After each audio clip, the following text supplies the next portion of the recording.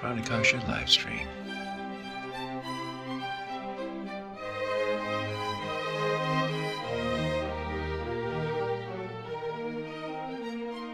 Hey folks, it's Matt at Pranakasha Productions, and today we are talking with a seasoned director, actor, and screenwriter named Marc Baron. So Marc and I met on a group email called The Table, where a bunch of people share their works and look for help and all kinds of things. And I saw your email, your post for what you called an unromantic romantic comedy that you're working on. Right. All right, then that's called Come Back in Vienna. Correct. Right. Yeah, when I was working with my producer and we were just going over certain items, it would be classified as a romantic comedy, but it's leaning more towards comedy. Okay. And as we were joking, we said, well, it's the unromantic comedy, and they loved it and went with it. So. Great. Okay. Well, and you have quite an elaborate website that you just produced to pitch the show. And I guess I saw that you have a whole bunch of awards already. The script is done very, very well in festivals and screenplay contests. Okay. What I did is after I wrote first of all, it was very loosely, or I like to say, inspired by a play that I directed in New York an awful long time ago. And during COVID, when we were in lockdown, I was doing a few online Zoom talks about producing with somebody I knew who ran this group. And this guy calls in from Vienna. Okay. I said, oh, well, great. My mother was from Vienna. I know Vienna. And we started chatting. Okay. And didn't you live in Vienna when you were a kid? No, my mother grew up there. Oh, okay. I was born here in New York. Okay. And I've been going back there now. I've done about 8 trips, about a month each. Oh, fun. But so I connected to Victor, and we were talking about projects we were working on. And I mentioned that I had the screenplay that I started a very, very long time ago. Okay. In cooperation with the playwright who really objected to changes. So I just kind of shelved it. And the storyline was originally at the Cannes Film Festival, but it could be moved anywhere. Okay. He read it. He really liked the story and said, do you want to work on it? I said, we're in a lockdown. What else have I got to do? Okay. So I spent, I don't know, about 5 weeks doing a top to bottom rewrite. Okay. Setting the whole thing in Vienna. Adding in all these family, creating the lead character's family based on my family Cool. history. And after a couple of back and forths, he said, I want to option and I want you to direct it. So had he seen you direct before? He in talking with me and in looking at my history and looking at the script, he kind of went, you got this. Cool. I've directed a lot of little theater in New York. I ran a very old theater organization for years, which I stepped down as the president a year and a half ago to focus more on these projects. And some of the team from the New York project called Megaballs has kind of jumped on board trying to help with the Vienna project. In fact, 15 minutes ago, I was just on the phone with my script supervisor, Cool. She's amazing. She's from Romania. We call her the Romaniac. Romania. And she said, I haven't read the Vienna script since you did the reading a year and a half ago. Let me read it again. I have someone I want to send it to. So she went through two tiny little notes she gave me, and now it's getting sent off to somebody in Europe, possible star. That's great. So okay, so for these festivals that you already won awards at, how does that work? You just submit the script and then they spend the time reading it, or do they do like table reads, or how do they do it? No, there's a website called filmfreeway.com, which is a great place to look at all the festivals that are out there, whether you have a screenplay or a finished film or short, whatever it might be. Okay. And it's a good research tool, and then you hone in on festivals that you think are a right fit. So what I did was, after I had a second draft that the producer was happy with, and I said, well, let's go kind of put feelers out to see if the humor is working, because what's going to make this different is it is going to be an Austrian produced film, but it will be in English, feeling like an American film. Okay, wait. So it's Not an in, American film. it's Not in, an it's going to be, American film. Go ahead. it'll be shot in Vienna on location. Is that what you mean, on location? It will be shot in Vienna. Okay. The company that's actually putting it together is an Austrian company, Okay. but the script itself and story feels more like an American project. Okay. But And it's going to be done in not English, an American obviously. project shooting there. That's different. And Okay. so I said, let's see how the humor holds up, Okay. because humor is so subjective in different languages, different countries. So we focused on a lot of festivals in Europe, a few in the US, and we've just been picking up a laurel after laurel after laurel that we know Wow. works. We have 44 laurels, more I than saw that on the website. Yeah. and I think half of them are already wins and top honors, so we know we're in good shape. And then Wow. it's part of a strategy too when we go out to the financiers to say, we think we got something good here, but we're not alone. All these festivals think that it's valid as well. Okay, so I still have a question. So you submit it to the festival, and then the judges at the festival will spend however long it takes, like several hours reading the script. Right. So that's a commit. I mean, so how do you get past that leap to even get them to consider that it's even worth that amount of their time? Well, that's why these people run festivals. They know what they're getting into. Okay. Everybody who submits pays a fee. Okay. The fees are not huge. They're $10, 15. I think the highest was 40. Okay. Some of the festivals have been around for many, many years. Some of them include a little bit of feedback, and they make money from those submissions. Okay. And who knows how many? But I I don't know. How, so they're making $5 an hour? Well, there's more than one reader. Everybody has. I years ago had a friend who was doing a festival. He had Okay. 3 judges. Okay. And we were given a score sheet that when we read the script, we give it a rating of, say, 1 to 5 for the story, the structure, the character, all that. And then it got a total, and that's how they did it. Right. But, a person who knows how to read a script, you can read a script in under 2 hours. Okay. I don't know if the people reading the script are getting paid or if it's their festival, but this Okay. is how it's done. And there's some festivals, there are like 10 top festivals that if you get to the number 1 spot on them, you suddenly get somebody knocking on your door that we want to buy your script. But Okay. comedy doesn't do so well when you go into a My joke is that nobody takes comedy seriously. That's good. That's a good joke. because- Why doesn't anybody take comedy seriously these days? What's the world coming to? Because when some of the festivals, the one that I'd focus on are ones that separate out the genre.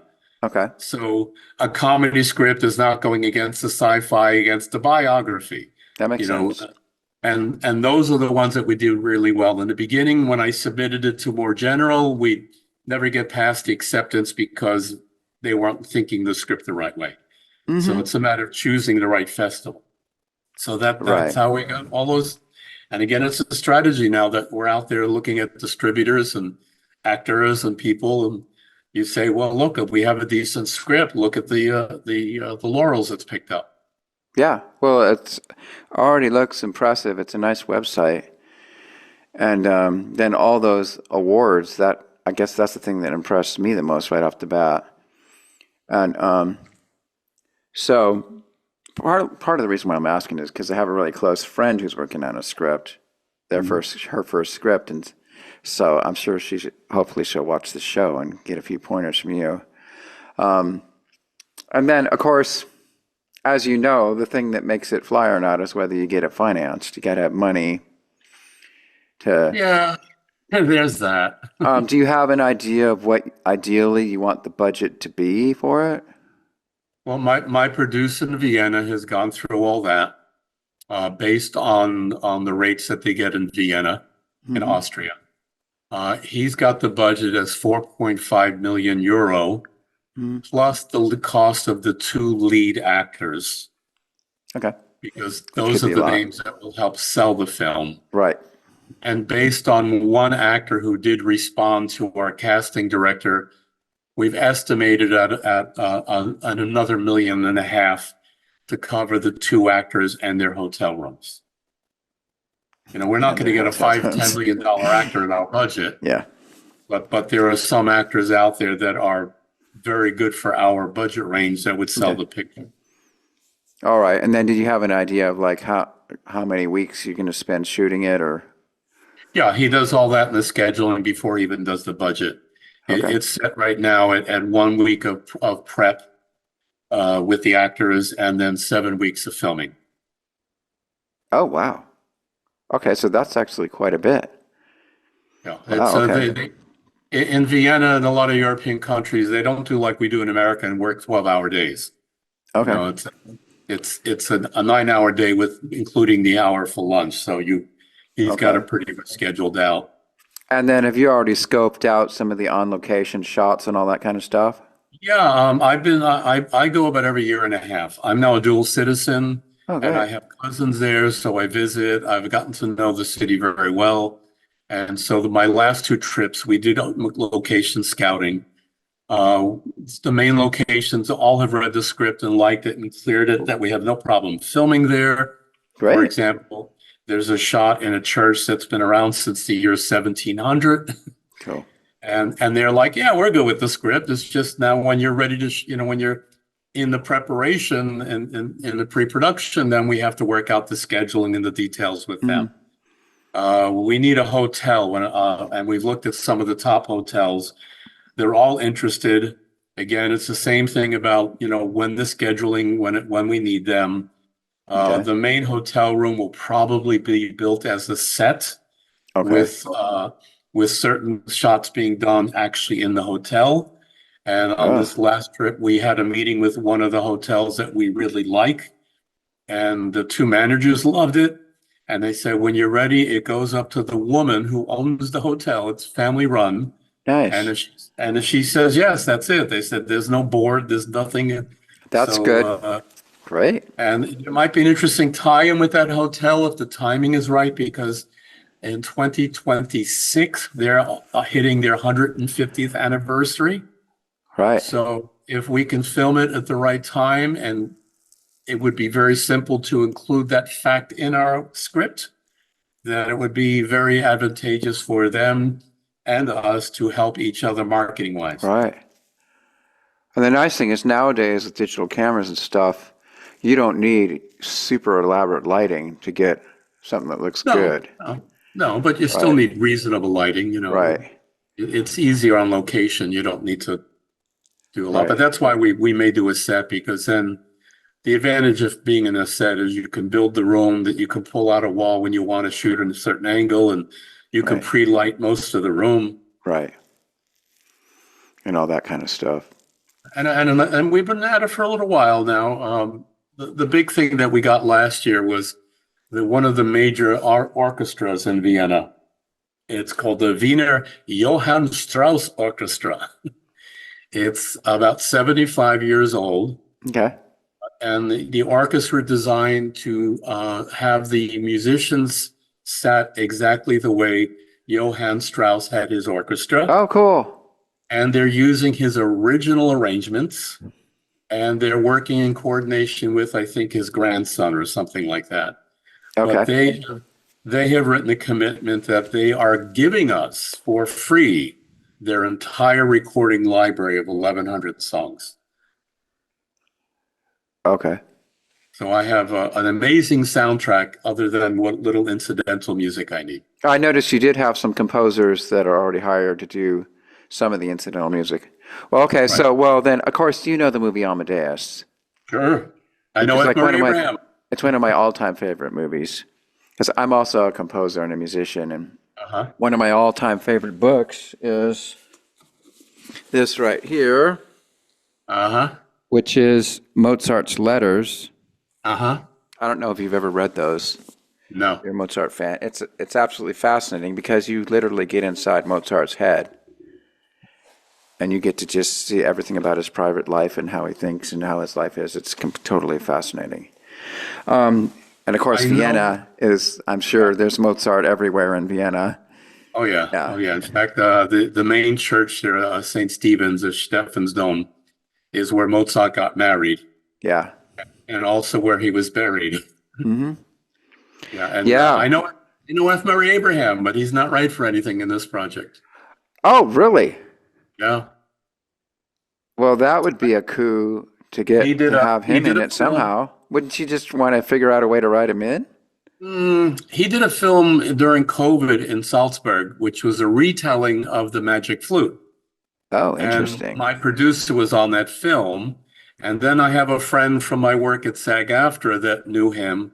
So they did a screening of The Magic Flute, and I saw Murray, and I said, hello, I'm a friend of so-and-so. One of the reasons I was shooting in Vienna is they have a very good new tax incentive. Essentially, it's based on the money you spend in Austria that stays in Austria. Okay. So if I bring in any actor that I bring in from the US, that salary is going to be deducted from the tax deal. So you have to pay So taxes on that. no, it's not that. It's a tax rebate. Oh, okay. So let's say Interesting. out of my we'll just make a round number. Let's say out of $6 million, I actually spend 5 million that stays in Austria. Then the state will give me back 35% of 5 million. Give it back? They'll It's a actually rebate. pay It's a you? it's a rebate because we have a lot of states in the U.S. have these tax rebates. It creates Well, jobs. well, 35% of 5 million is a lot of money. Yeah. In New York State, it's 25%. Really? I didn't know that. Yeah, every Um, state has a plan like that. I know a lot of projects. So you're just pitching it as you're already selling it as a full feature film. And I know a lot of projects, what they'll do is they'll create a short film, and if that does well, then they convert it to a feature length film. But you guys decided not to go that route, right? It is the way to go. Some people do that. But even today to make a decent short film, you're going to spend $30,000, $40,000. You still got to raise that. Hmm. And if you don't move forward, that money's gone. What some people doing now is they're writing in a way where they can take that feature and cut it into like 8 pieces and call it a webisode. Hmm. There Yeah, many ways to go on it depending on your story and your goals. right. Uh, and how you're going to finance it. I mean, yeah, if you're going to make a film for $200,000, it may sound easier to finance, but it may be harder to sell. Well, Uh, I happen to know of a romantic. It's my all-time favorite romantic comedy, and I've since become buddies with the star of the show. In fact, we even shared a room in Vegas last year at Star Trek Las Vegas. And it's a amazingly good romantic rom-com, and that I found out only cost him $300,000. But if you watched it, you'd swear it was several $1 million because it's beautiful cinematography, excellent script, great background music, super good acting. It's a really good film. The thing that dogged him is it came out in COVID, so they never had a theatrical release.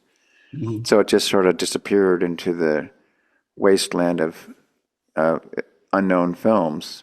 And it's hard today because there are more and more people able to make a movie for a few 100,000 Right, because, it's cheaper.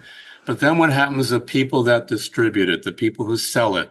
right, How do they sell your project over another project? Because, we have so many ways of spending our free time. right, How do you get somebody's attention? right, And what it exactly. comes back to, it's going to a certain level of an actor that makes it easier to sell. Well, So they for actually had example, some pretty big name actors in it, believe it or not. Like Eddie Ghanem was in it. let's say that's not a Just marquee name. um, They're talking names. When you hear somebody's in the film, that opens the film. oh, you mean like Chris Pine or or so Well, on. he's a much higher level, but let's you get there's so many actors in a certain range. Ryan Gosling is a big name these days. Yeah, yeah. Yeah. But how about Richard Dreyfuss? Yeah. He hasn't done anything for a while, but he has a name value. Right. And years ago before COVID, my partner and I, we were focused on the comedy Megaballs. Mm-hmm. And we went to Toronto with it, and we were getting a lot of interest based on our one sheet and the little teaser that we did. And then we went to Sundance, Okay. where we tied first place in a pitch contest.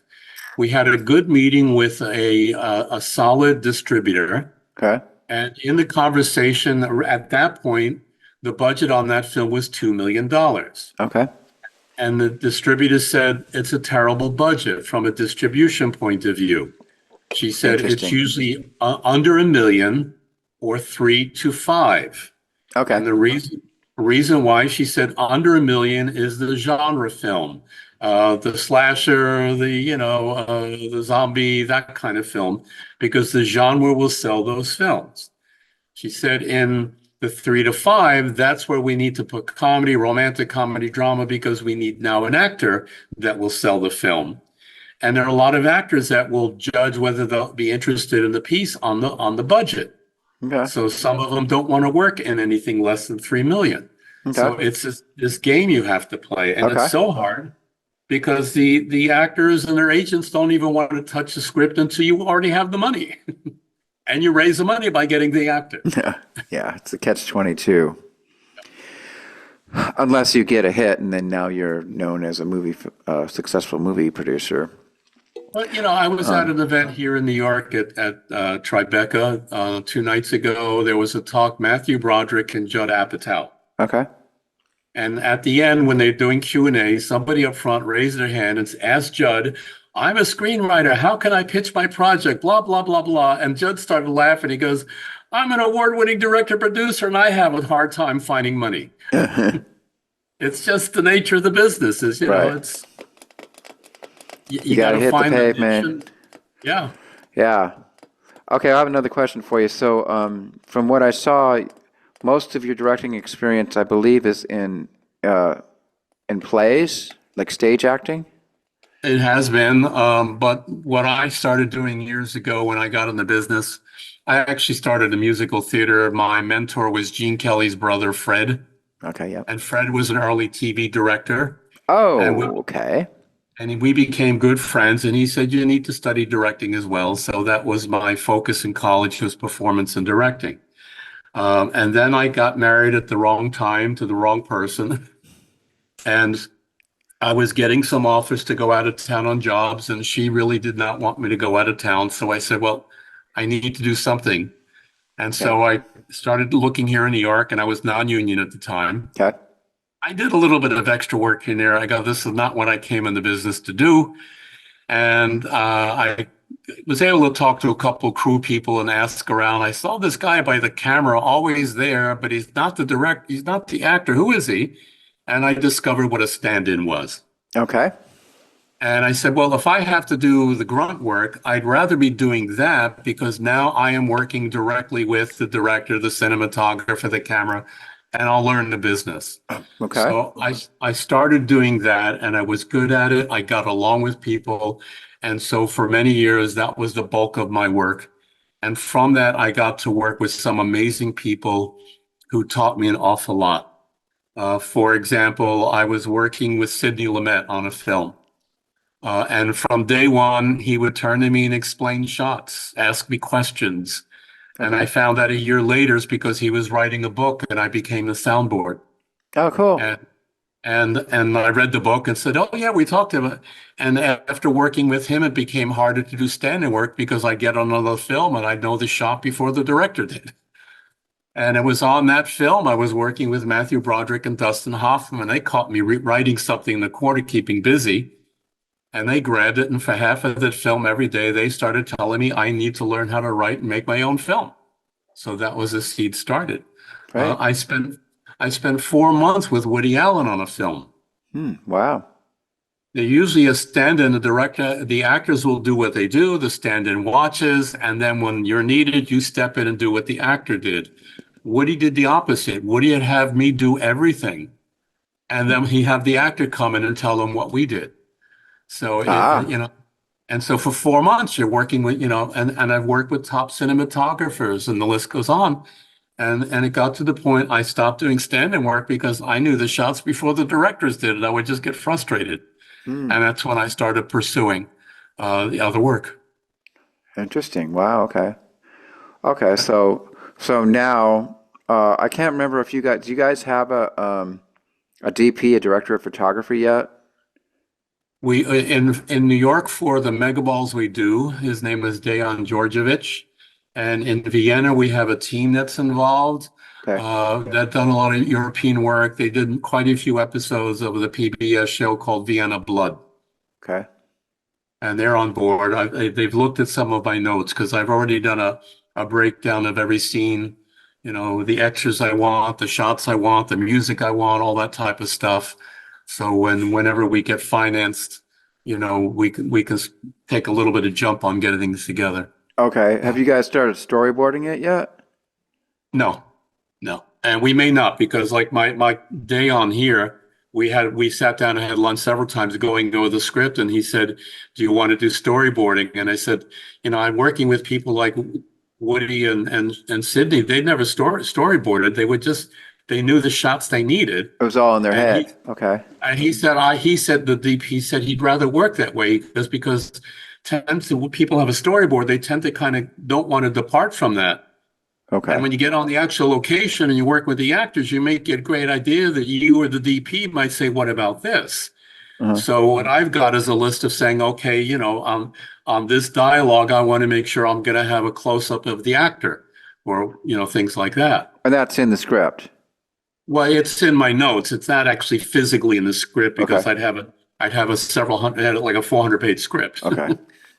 But that's in my separate notes. Okay. We have a lot of hidden jokes too. There's dialogue referencing other movies. There's physical stuff referencing other movies. We even gonna have, for some reason in Europe, especially in Vienna, they love rubber duckies. Don't Rubber ask me why. ducky, you're the one. And so we When have I'm with already, you, I have such fun. we already have 25 hidden rubber duckies in the script. All right. How about rubber chickens? Well, I was thinking of one, and we have a scene inside a walk-in freezer that I we could could throw have a few rubber chickens in there. rubber chicken hanging. But my joke on that is I want to have a picture of Christopher Walken in the freezer because it's a walk-in freezer. Yeah. But these are like subtle. It's going to be like background stuff that you won't notice right away. It's not going to be in your face. Oh, look at the joke. Okay, somewhere I have a deck of cards, which is dad jokes. Where did it go? Oh. I thought I should send them to you.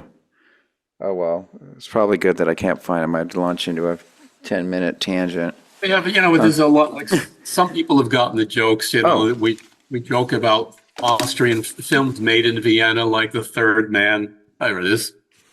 Dad jokes. All right, well, one dad joke wouldn't hurt. I mean, we'll just randomly pick a dad joke out of here. Shuffle, just to prove that it's random. Cut the deck.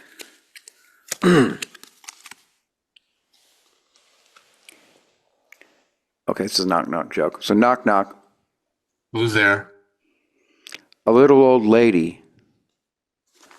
I'm going to yodel, a little old lady, ho. Yeah, you say a little old lady who. And then I say, wow, I didn't know you could yodel. Oh, you got the joke. Okay, we got to do another one. You killed the punchline. Okay, another one. Hold on, sorry. What is a snake's favorite subject at school? I don't know. What is a snake's favorite subject at school? History. Mm-hmm. All right, three's a charm, then we'll be done with it. Okay, so here's the third final joke, I promise. How do poets say hello? I don't know. How do they say hello? Hi, have we metaphor? Ba-dum-bum. Ah. Okay, we'll put that away. If you need any jokes for your movie, just send me an email, and I might be able to mail you some of these cards. I'll get a deck of cards. Oh shit. Okay, what were we talking about? We do have a lot of hidden jokes, and one of the ideas was also a marketing idea that Okay.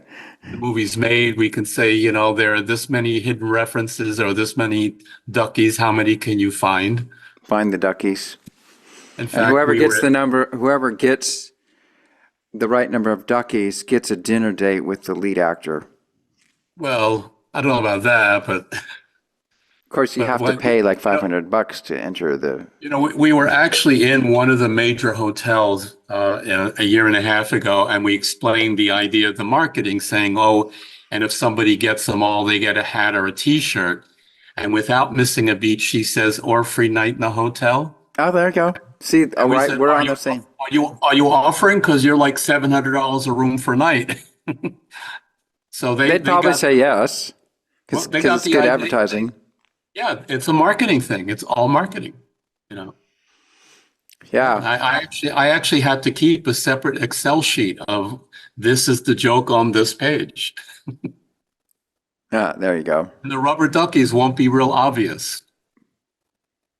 I can't tell you what they are because I'd be giving away a clue.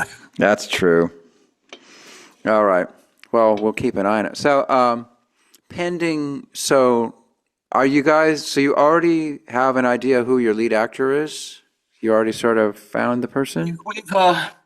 We have a casting director based in New York who's working with us who loved the script. Okay. We've gone now through 3 or 4 long meetings on Zoom about the characters, about the types, created a list, kind of ordered the list, and then started up making a strategy. The problem is that actors today, they just don't want to touch a script. It's the directors, their agents tell them very clearly, do not touch a script. You send it to me. And the reason why is over the years, there have been many lawsuits from an actor who read a script and said, yeah, and when the film finally came together, they couldn't do it and they get sued. And a lot of times the actors win the lawsuits, but they've just spent the money on legal. Right. I mean, there was one that made the trades, I'm forgetting the actor's name now. John Goodman was walking through the Heathrow Airport when some guy started saying, "Oh, I got a great project, blah, blah, blah, blah." And John just like, "Oh, sounds great. Let me know how it goes." And he runs off. And then when the guy finally raised whatever money and went to Goodman, was turned down, he tried to sue John Goodman just because that's all he said. So they tell everybody, don't. I have 2 name actors. One, I don't want to name either one. Okay. One has read the script. The agent, our casting director got it to the agent who passed it on to the actor. Actor said he wanted to do it, came back to the agent, and then the agent realized, oh, you haven't financed, well, we won't put anything in writing.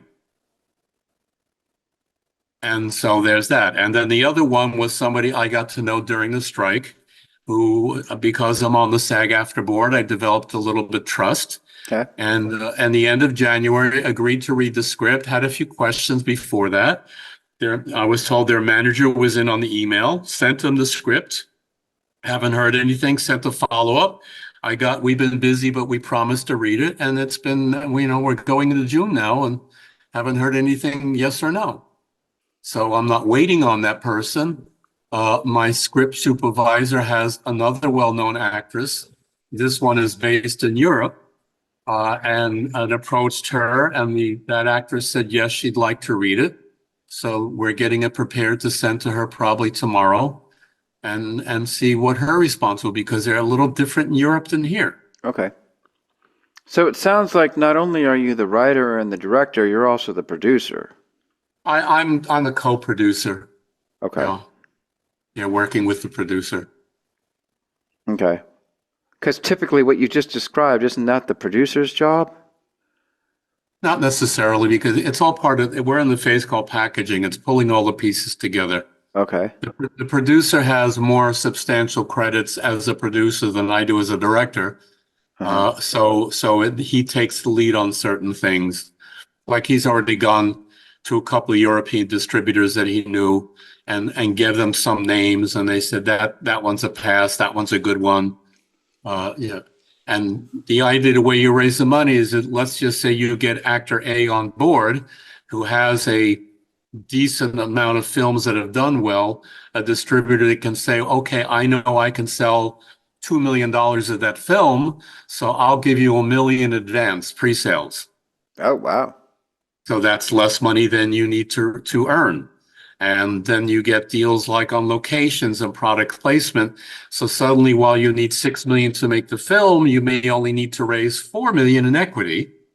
And then the people with equity, you bring up how, well, I've got this tax deal that when I make the film back, I'm going to get anywhere from 1.5 to 2 million return.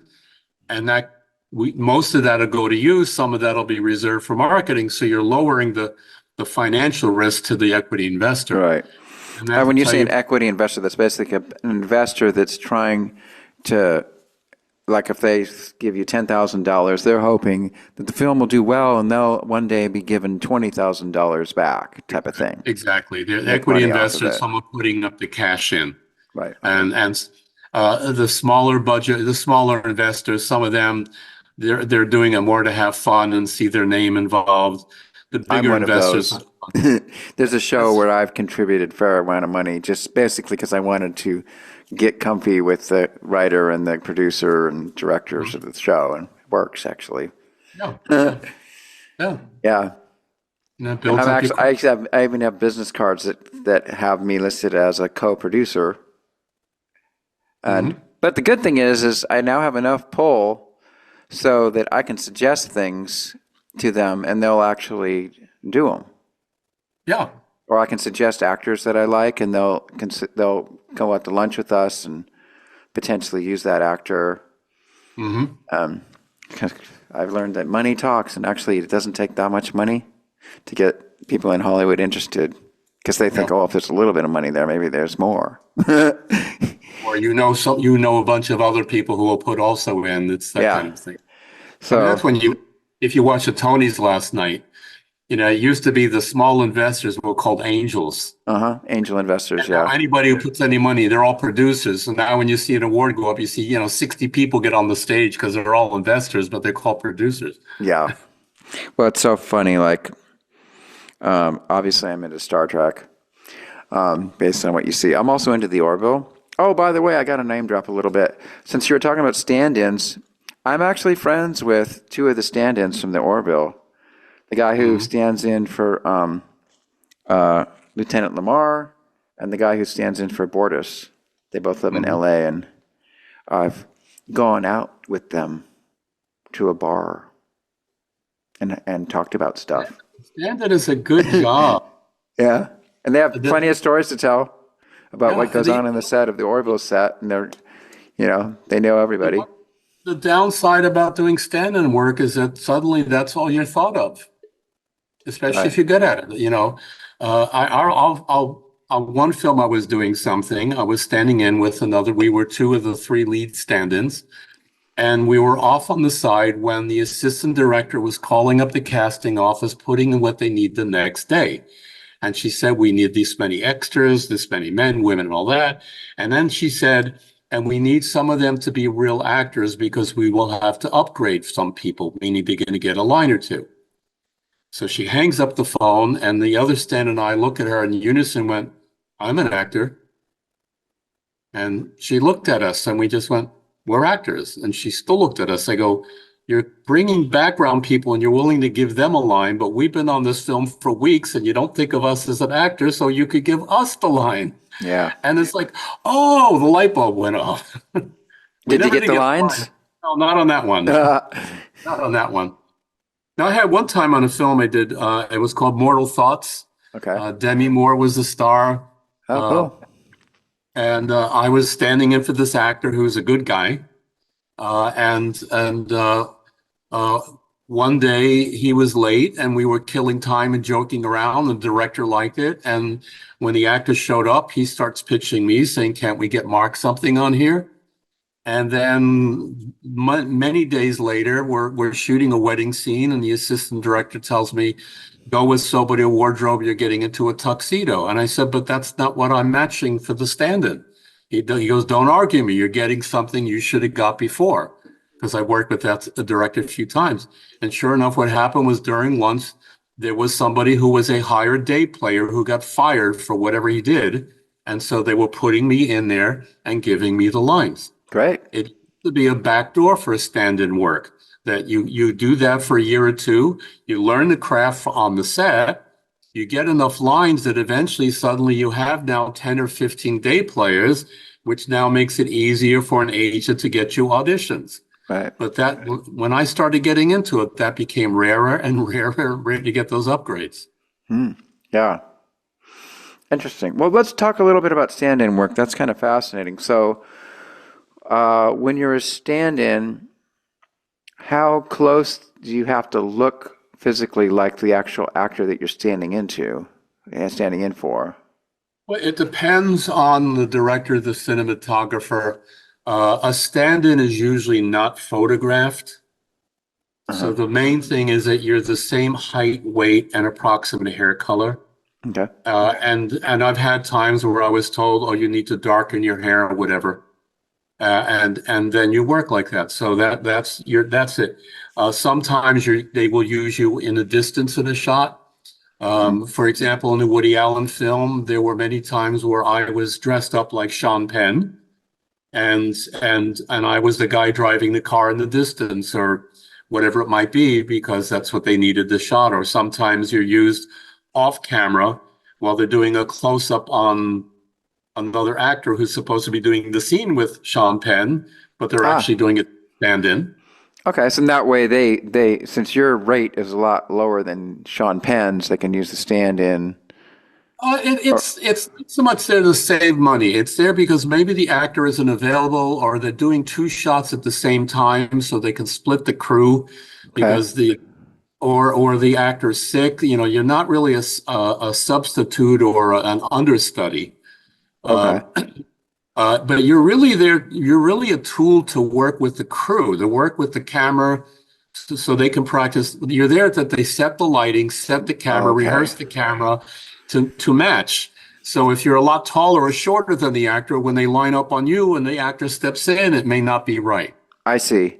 Okay, and also, as you know, there's a lot of time where you can spend hours and hours just getting everything set up right before the actor actually even delivers the first line. Right. So instead of making the actor sit there the whole time, they can use the stand-in to do all that business. Okay. Exactly. I've done on Woody, there were many days where I was working for 3-4 hours until he got the shot he wanted. Then they brought the actor in and shot 10 minutes and on to the next one. Okay, that makes sense. So you're really there to help the crew, to help, and it depends on the actor. With Matthew Broderick, he and I became very friendly on set.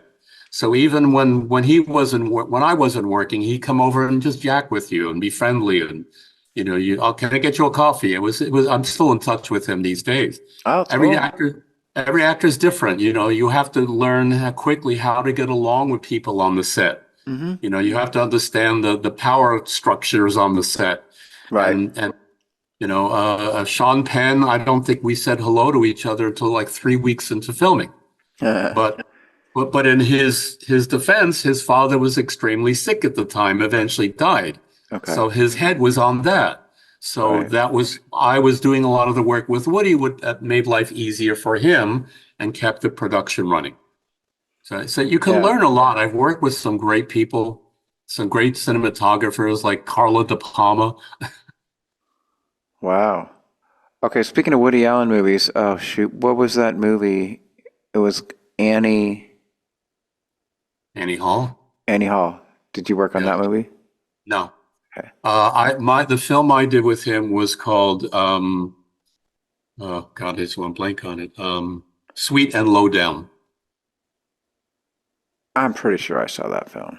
Where Sean Penn was the lead. He's playing a jazz guitarist, and Okay. Uma Thurman was in it. And the next movie he released after that was called Hollywood Ending. And I was the only one laughing in the theater because the whole movie was a joke about the making of Sweet and Lowdown. Almost every scene happened in real life on our film. Interesting. Wow, that's wild. Okay. So basically your big thing is coming to Vienna. Right. That's and then so the other one, what was it called? You said it was called It's called Mega Balls. Mega Balls. So is that one out or is it still in production? No, that's we're in the development packaging, and then COVID hit and everything kind of shut down. Okay. And then it was during COVID when I connected to the Vienna producer, so everything was shifted in that direction. Okay. Mega Balls is a outright comedy about computer geeks, the lottery, and the mob. Oh, interesting. And Okay. it's originally we had a budget of $1 million, but that's the one when we went to Sundance and they said bring it up, so it went up to $3 million. Okay. And we've just put that on hold for now. Now that we come back, I've had a few people say, "Well, what else have you got?" So now it shifts back and forth. Okay. So now here's a question for you. So you've got, whoops. Okay, we don't want to do that. Wreck the enterprise here. You have assembled already a lot of people on the team. So are they all doing that gratis in hopes of being part of it later, or do you already have a budget in order to pay these people? I don't have funds to pay them now. Okay. A lot of these are people that I know are in Vienna. The producer who knows we're not going to play games. So they've lent their name to the project to be part of the team when the project goes. Okay. With the exception of I get my money and suddenly, one of my team says, "I'm sorry, I'm on a TV series for 6 months. I can't do it." Right. Okay. But they're doing that because it's part of how you get the interest in the financing is you're assembling a team of people Right. that have credits. Right. So even the casting director is doing it for free right now? Is that how that works? I had a casting director on Mega Balls who attached for free and made some calls, but that was a while ago. We've become friends. So I've told her, "Look, I'm putting it on hold, so I'm taking your name off." But on the Vienna project, a casting director here who's read some of my work and kept saying, "Well, why don't you give me Mega Balls?" And I said, "Well, I've got somebody." But when we came up with the Vienna script, I said, "All right, I have another project and I'm going to need an American casting director to do the main two leads." Mhm. She read it. That was it. They said the team they want to be in on this. And then they said that they wanted a small, I guess you would call it deposit. Or a retainer or whatever. And so, yeah, retainer is probably a better word. So my producer came in, and what they wanted really was like nothing. It was just a good faith of a couple of $100. That's it? A couple $100? But Oh, wow. there's an agreement that says that when we finance, here's what she will get paid for the rest of the work. Okay. Now, are these mostly just handshake deals, or you actually write up contracts for all this kind of stuff, or? Casting director, it is the one that we have the retainer. That is it's a one-page agreement that just has the basics outlined. My Romaniac friend, when we spoke tonight, I told her that if her connection works, I said, "I'd love to take you to Vienna. That's kind of my way of thanking you for helping bring the project together because it's going to cost me more money." And she's like, "No, you don't have to take me." And that's like, "But I want to work with you. So if it happens, it gives me a reason to tell my producer we're taking you." That's cool. Wow. Actually, I should mention I have a Romaniac friend too. Oh, really? Yeah, I but think they all both know me. he and his wife are both from Romania. He's the one who told me that the proper pronunciation is Romania, because Romania means New Rome. Mm-hmm. That's what Romania really is. And he's got a really thick accent too. So when you hear him, he sounds like a mobster. She has one too. She's been living here like 35 years. quite a few film credits, both multiple films with the same director, TV series. I mean, she's just huge, and she wants to retire. And then she's like, "But I'm bored." Cool. Like, keep working as long as she's also very good too. When she does work, she wants the production to bring on an apprentice. So she has somebody who works with her that she can teach how to do the work. Great. So that's really nice of her. Wow. Okay. Yeah. And then do you find yourself, are you still rewriting the script, or is it pretty well honed down to perfection now? I don't think I'll ever stop rewriting it. But at this point, they're tiny, tiny little rewrites. You know, you'll get an idea. Oh, that line, this would be a better word. Okay. Like in talking with her tonight, there's a little dance scene. And it was my mistake because I mentioned a few times from the lead lady says how this ex-lover of hers was great playing the tango. And then there's a scene where it's kind of a seduction scene where they're dancing, but I had them doing a waltz. And it's like, no, it needs to be a tango. Tango. Yeah. You know? So, you know, it's sometimes a little thing like that. Or I usually tell people that when you write, it's a good idea to put the script down for a week or a month, go back again and look at it again. And suddenly you kind of go, I don't need that. Or what was I thinking? And you can fine tune it. Okay. So here's another question for you. So, I mean, I have some of my own projects I do that are all super. In fact, I have a SAG approved TV series now. It's a micro budget, you know, so I use that SAG micro budget thing. And obviously, I mean, each episode costs less than $1,000, but, and I do it all with green screens and stuff. And I'm like the writer, producer, actor, blah, blah, blah. But I have actors in it. I've also got some SAG actors that are in it now. And, but the great thing about it is it's a one-man show, basically. I'm the director too, but like when I'm working with an actor, there's plenty of times where we're working on a scene and the lines kind of clunk. And since I wrote it, I'm like, you know what? Let's just change this line. Yeah.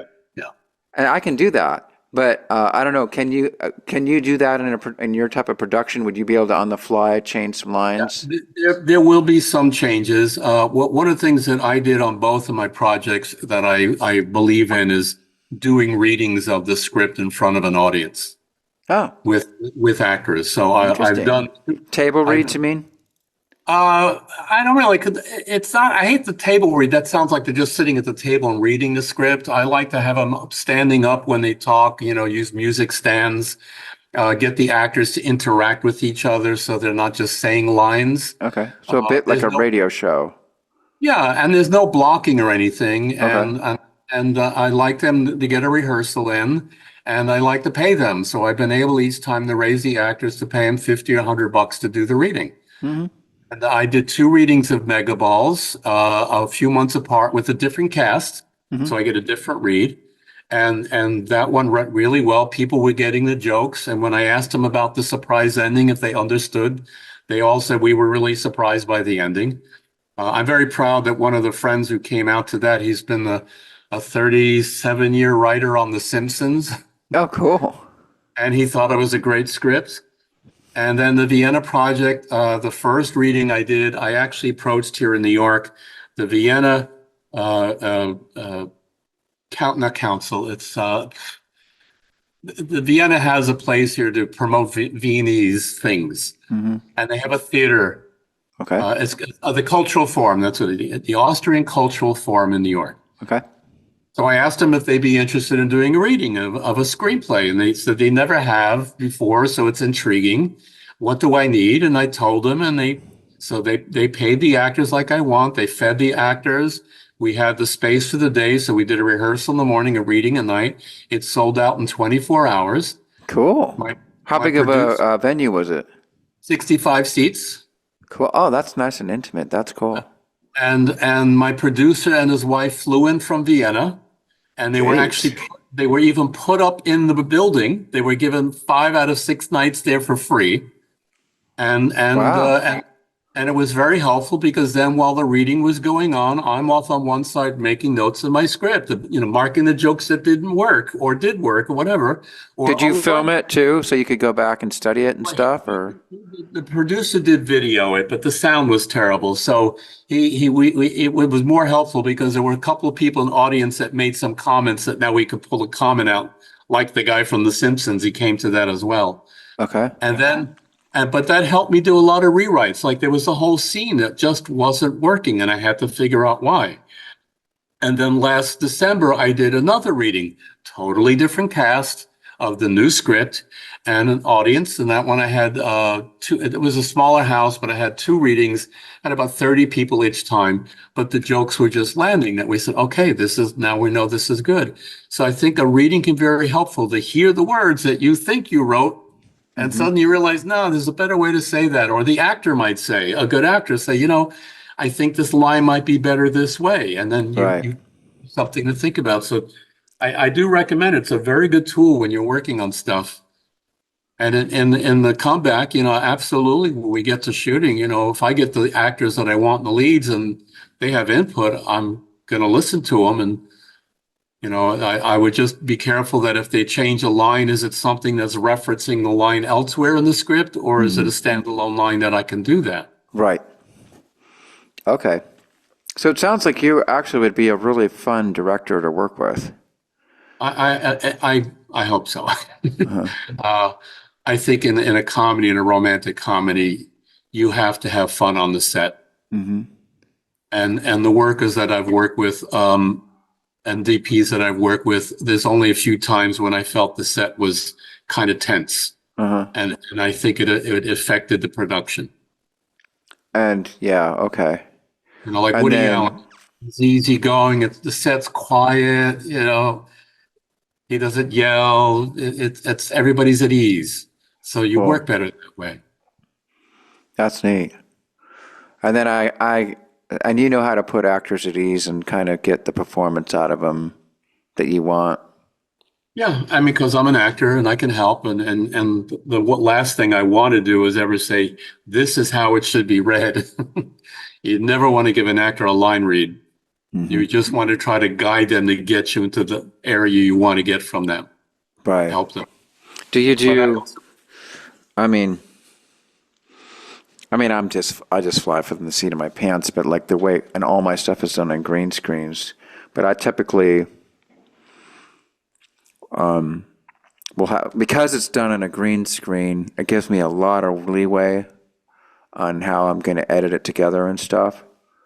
So I can, when I work with my actors, I'll typically have them do a bunch of takes, because it's all digital now, so you don't have to worry about burning up a bunch of film.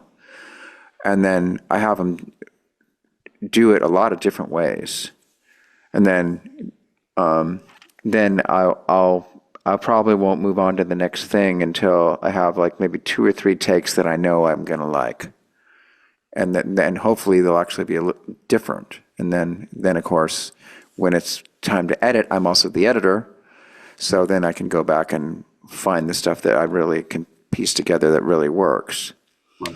But I don't know if that's, I have no idea whether that's the industry standard or not, or everybody's different. My thing is I'm doing a lot of, shall we say, I'm directing in my head right now because I'm making these lists and say, okay, in this scene, I need a close up on this line, and then ultimately when we are in pre-production, I'll go over that list with my editor and with my cinematographer because they might have a better idea or say, I can do this.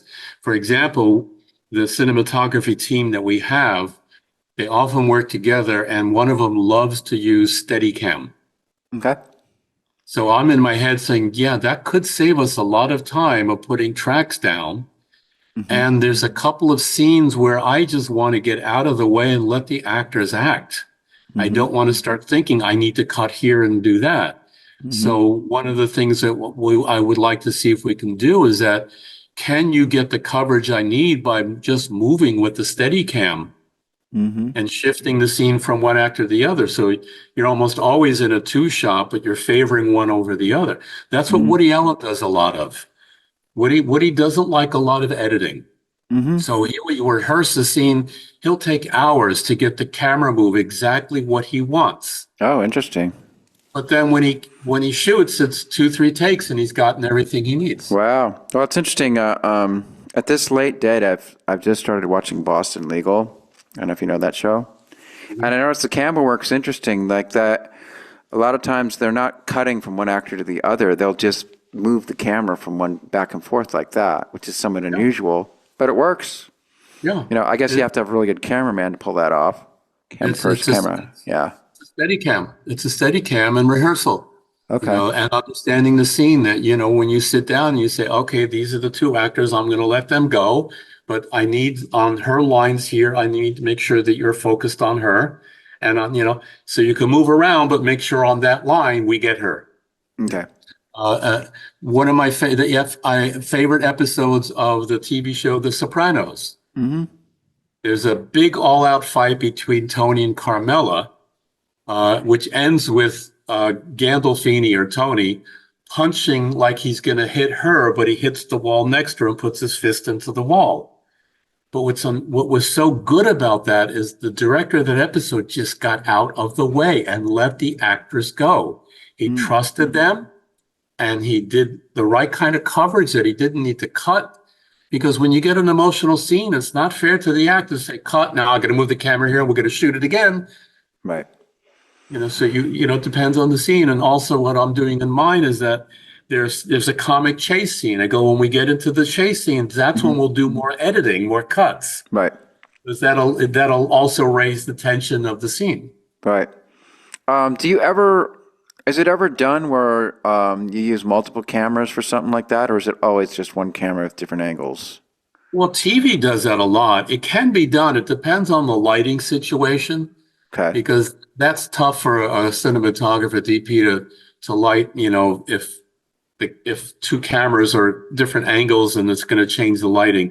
So it can be based, scene by scene. You don't want your film to look too much like television where that's done more.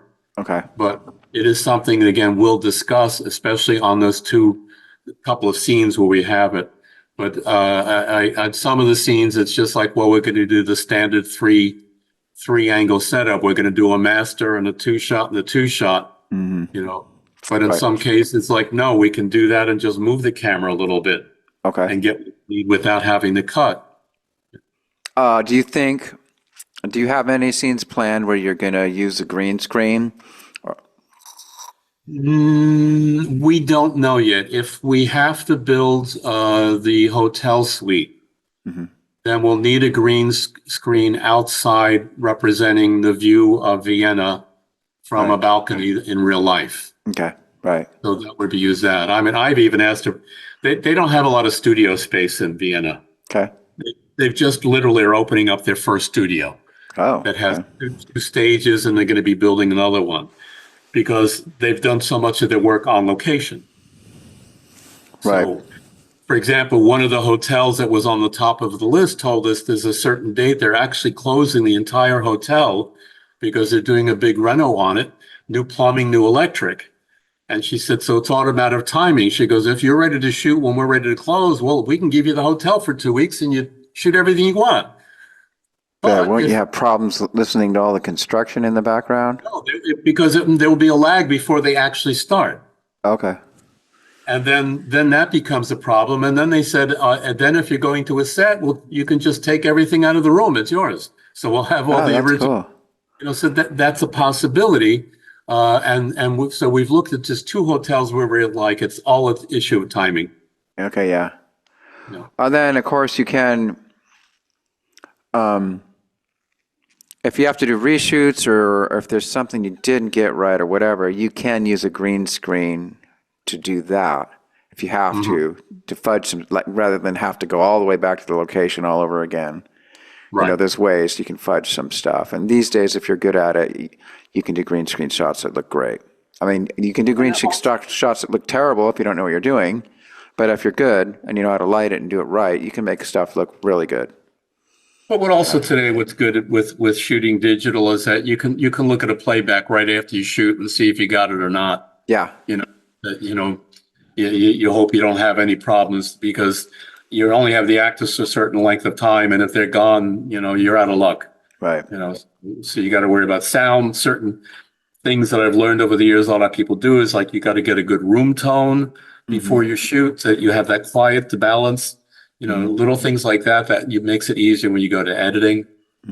I've already made a note that because when it gets distribution, there's some countries that will want to dub it, which I'd really rather just have subtitles because I don't like dubbing because now you're going to lose the original actor's nuances. Right.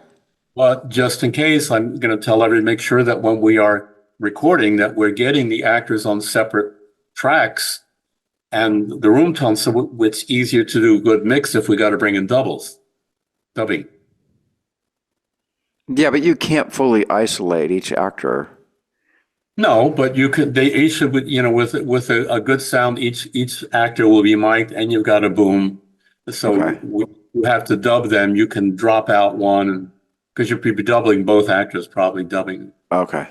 You just want to be with the sound guy aware that if we're going to have to dub, we got to make sure we have all the other noises that we can, mix it properly. Right. But I'd rather just subtitle it because the script is already now in multiple language because there's a character who is an American, but she does speak German, who comes to Vienna. So there's scenes where she's speaking English, and then some of the Viennese characters will start in German and go to English.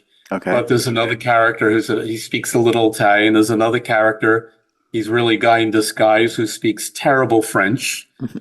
So. Je suis Monsieur Le Tourneau. The story is it's an older couple. Linda and Max were big Hollywood stars and were married co-stars they did 6 films together. And then Max had an affair and they divorced.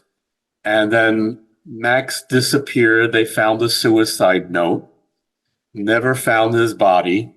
7 years later, after that happened, he's declared legally dead. And during that time, her career faded. And now she's being brought to Vienna because that's her home of her ancestors. And a young producer is trying to revive a career, and he's created a tribute for her in Vienna. And in the opening sequence, there's this last-minute interview by the leading French film journalist, Michel Lefleur. Lefleur, the flower. Yeah. Who shows up, and he's like this 90-year-old man who's hunchback, and during the interview, he's switching from English to German to French. The languages are terrible. When he speaks German, he goes to English. He's got a French accent. When he speaks French, he's got a German accent, and he winds up getting fresh. And when she's like ready to slap him, he pulls off, and it's Max. Aha. Presumed dead ex-husband, ex-co-star. Oh shoot! Spoiler.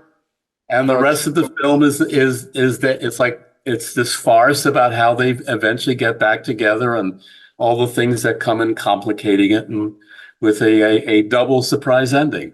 Okay. Everybody. Oh, so that's very early on. That's like the opening scene that you described. All that happens in the first 10 minutes. Okay, so that's not so much of a spoiler then. That's the setup. That sounds good. Okay. All right, folks, we need to fund this. So if there's any investors watching, we'll for sure we're going to leave the link to the movie. And it's a really nice website. You got to check it out. And then I noticed you have your email address, personal email on IMDb. Yeah. So that's an easy way to contact you. You still check that email, right? Yeah, and through the website, you can email through the website too. Okay, that's the easiest way. Yeah. Okay.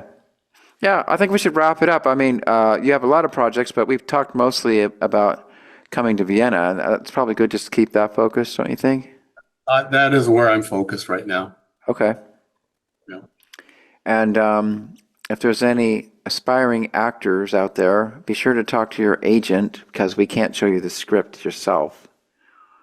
But And, your agent can certainly read it. And the proper title is Come Back in Vienna. Come Back in Vienna, right. Come Back in Vienna. And the website is comebackinvienna.com. Comebackinvienna.com. And I'm going to put the link in the description right down here. Right. Yeah. Okay. And do you have socials? Like, can people find you on Twitter or Instagram or any of those places? It's all on the website as well. Both me and the film is on everything.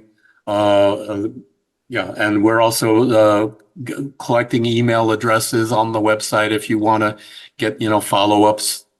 We have a MailChimp account, all that kind of stuff going. Cool. Okay. That sounds great. And was there anything else you want to say before we wrap up? Buy lottery tickets and call me. Yeah, or buy growth stocks in the stock market, and when they go up, save a little bit for this project. Yeah. Anyway, we need an audience, so that's also good too. We just want to build a following worldwide. So, that's right. That's neat. Get eyes on the project. That's, same thing in your projects. You make them, you want people to watch them. That's true. Well, that's the thing right now. It's like we're so inundated with so much content because of streaming now. That streaming on one hand is great. All these actors and producers and everybody get a chance to actually do their projects. But on the other hand, there's an audience can only handle so much. So now each project, even if it's super good, doesn't get the size of audience that it used to. Yeah. But it's a long tail. That's the expression that when you first get it out there is when you tend to get a lot of viewers, but then you want to keep getting viewers for a long period of time. So a movie can generate earnings for years and years and years. Ah, okay, I see. It's one of the things I say for Netflix. If you watch a movie starring Tom Hanks and you like it, it'll tell you, here's 5 other Tom Hanks films. So when you have an actor in your film that's on Netflix or Amazon or whatever, their system will connect you to other films. And so if somebody is in my film that has already quite a few films, the system will connect them to your film. So yeah. Okay, that makes sense. And the same thing with social media. The social media feeds each other, feeds the film. Mm-hmm. I saw a statistic the other day. Do you know what right now the people who are viewing at home, do you know what the number one streaming service is? Probably YouTube. Correct.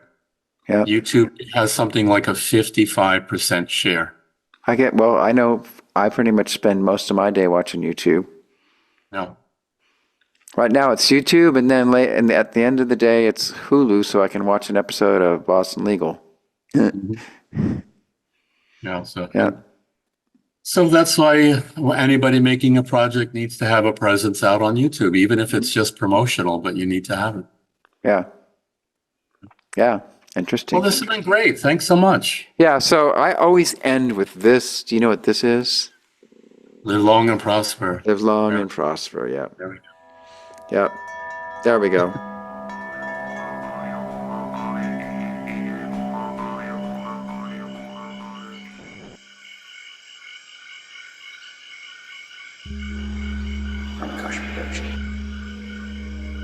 Fantastic creations emerging spontaneously from the space of life. For the benefit of all beings everywhere. We gotta